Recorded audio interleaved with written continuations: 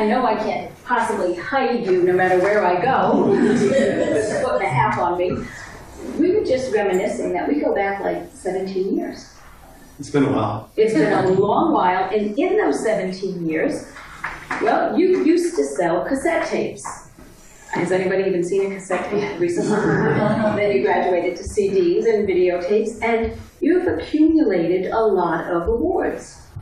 A Grammy, 7 Mammys, Artist of the Year, which is the top of the top of the top, Flute Player of the Year, and on and on and on. And you've been doing symphony work. I'm not giving you a chance to talk because I'm so excited to share. What would you like to share with our audience here and our viewers? Because they've seen you on the show many times, but not in a while. It's been a little bit a while, yeah. I'm just going to go with the flow and then with the audience, and we'll see where we end up. Okay, so because you have gone in so many different directions that it's been kind of exciting to follow you, and now being here in Avon, we get to see you in one new location. It's good to be here. Well, enjoy the audience as much as I know they'll enjoy you. Never most die. You make my heart feel good. When we first started setting up tonight, and I saw the tables, and I'm thinking, I don't know if this place is going to fill up, and it does. I'm grateful for each one of you to be here to share this beautiful music with me. As I get ready to come out of here, I always say a good prayer. And in this time of turbulation and agony and sadness sometimes, we can draw strength from those things. We must take the opportunity to reach out and shed our tears and to express our sadness. And at the same time, we can find joy when we come to gatherings like this, a place of peace, a place to meditate, and just to be human beings. The music is very elemental, and it is here for all people. I am honored and grateful to Maheo, the Creator, for giving me the gifts that He's given me, and to share them with all people. I am a humble man and a simple man, and I think of my elders always, and the credit and all that, every one of those awards she talked about, go to my people, and to the most precious person in my life, my wife, and she's sitting way in the back there, and the honor is hers. I'm honored to call Connecticut my home, and whenever we travel and abroad or throughout the United States, when it's time to come home, I think of Connecticut. And we've been here for, this year was our 18th anniversary, and got a good ring right here. There is a sacred hoop between men and women, and also between the children and the elders. And we should always remember our relatives, always. The drum beat is a powerful thing. It is the heartbeat of the people.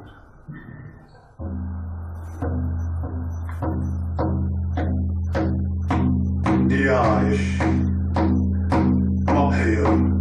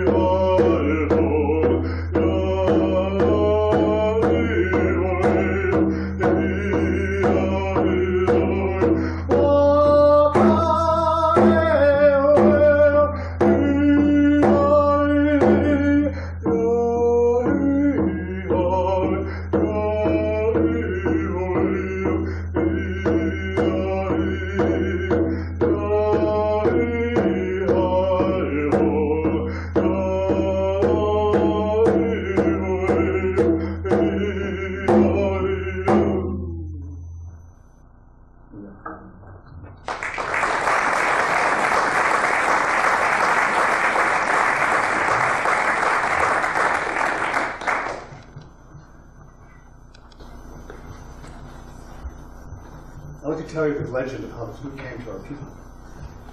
I was recently in Idaho, and the people there are really super nice.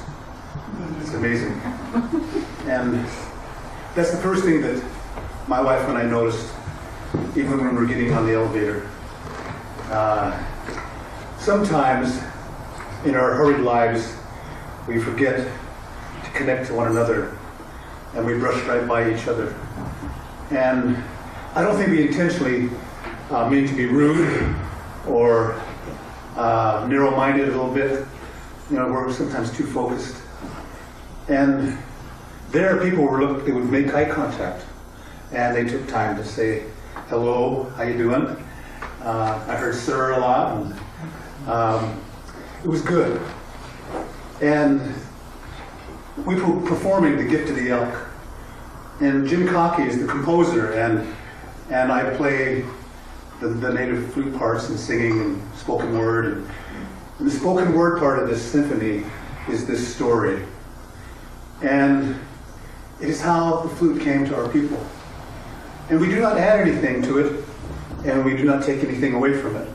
It is a story that has been around for thousands of years, and the elders are always watching us younger ones, even us that are approaching 60, to make sure that we get it right.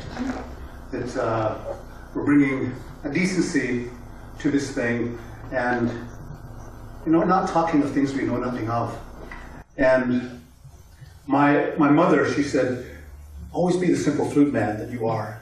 And when it comes right down to it, that's what I am. And this story is full of a lot of emotion. And when you hear it, just imagine the land out there west, out into the west. And it's not, the trees aren't as tall as they are here. And it is beautiful. Long, long ago, there was a young man named Twin, because he was a twin. And he went hunting into the Powder River country. He had a successful hunt, but on his journey back home, he was caught by the dark, and he was forced to seek refuge near some sand rocks. He set up camp, and he built a fire, and he ate. Then he heard a sound floating across the hills, and he became afraid because he'd never heard this sound before. It was beautiful. He went to sleep, and in his dream he heard something above him in the sand rocks. He heard hooves scraping the sand rocks above him. It was the elk. And the elk spoke to him, and he said, I have a gift for you. Take this gift with you and share it. You are bringing a wonderful gift to our people. In the morning he awoke, and he went to the top of the sand rocks where he had heard the elk. And lying there, wrapped in sage, was a bone flute. He took this flute with him, and he continued on home. The elk had instructed him on how to use this gift and when to use it, of how he was to play it, especially in the evening times for all the people. The elk also instructed him on what he should do with this gift when he was done in this life.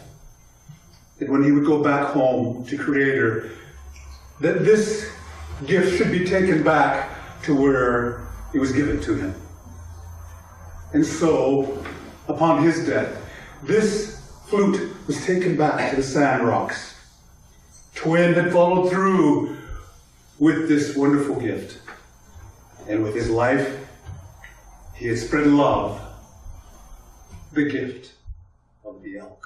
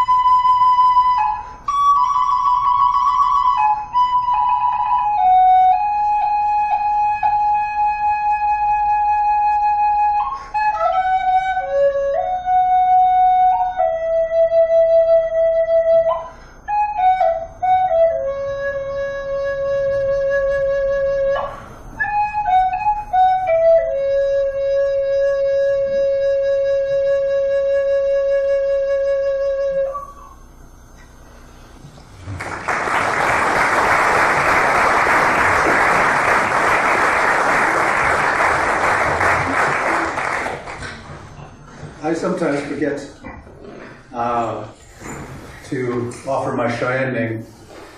And this name is, I'm just going to say it in English, unsuccessful bear. Literal translation, Cheyenne.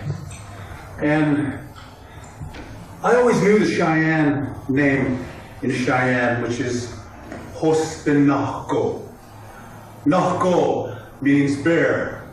Hospinahgo means imitating a bear, imitation bear, near bear, but unsuccessful bear. And it is a very, very powerful warrior name. And I think of my older brother, and his name is Grizzly Bear. My younger brother, his name is White Wolf. My another brother, his name is Bobtail Horse. And to me, those are really, really awesome names. I get this one. Imitation bear. And I didn't realize just how important this name is. And when you're young, sometimes things happen to you and you have no control over it, but it is there. It is there to teach you about you. And that is a beautiful thing. Life isn't easy. It can be very difficult sometimes. And this name came from a man that he was approaching the end of his life. And he was very old. And he gave this name to 3 or 4 other children. And they passed away, went back home to Creator in their infancy. And he was getting worried that no one would take his name on to the next generation. And he was a good man. And he approached my mother. And my mother was working her way up in the tribe, becoming a war-bonded woman, the highest position of power amongst the people. And he asked her if she could give his name to her next son. And I was probably in the 2nd trimester by this time. And I was on my way here. And she said, yes. And in the long time ago, when they would give a name, they would also in return, they would receive a big gift. And when the horse came here, that was a real good way to show your appreciation. A horse in those days literally meant life itself, the ability to go hunt, the ability to move, and also have fun. And instead of a horse, my parents gave this man a $50 bill. And back in the late 1950s, $50 on a reservation was an enormous amount of money. And when my mother told me that, I was astonished. Even with modern times, we make adjustments. And that's how my name came. And it comes from my father's side of the family. This name ties me to my people and to this beautiful, wonderful culture that we have. And there have been people that have been doing what I'm doing today. They've been doing it for a long time. And when I was a little boy, I heard of people, let me think, Doc Tate Nabakoya was a man from the South, and he was playing flutes a long time ago. John Rayner, my mentor, was playing them. And from my tribe, it was my Uncle Douglas Seminole that was playing flutes. And there was a very prolific man named Floyd Red Crow Westerman. And he became very famous, and he's been on television and movies. And he's one heck of a singer. He sings folk songs on a guitar. And I remember hearing him as a boy. And so I know that there's been people that have been leaving their reservations to enter mainstream and give this music.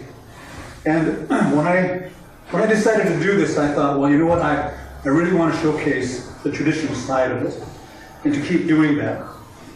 I said to myself, the minute I pick up a guitar and begin to sing in English, whether it's country or folk music, then I'm getting away from what my real purpose is, and is to keep it simple and keep connected to the elders. And so I think of them, and to honor them, the elders, we have a song called Song for Grandfathers. It was a song that was written by a man named William Gutierrez, and it was on an album called Tribal Winds. And some of you may have this recording, and it's beautiful. It showcases many different flutes from across America. And I asked William if I could use it, and he said, yes, I'd be honored. Just tell people where you got it from. I said, okay. So I would like to honor our elders with this song, Song for Grandfathers.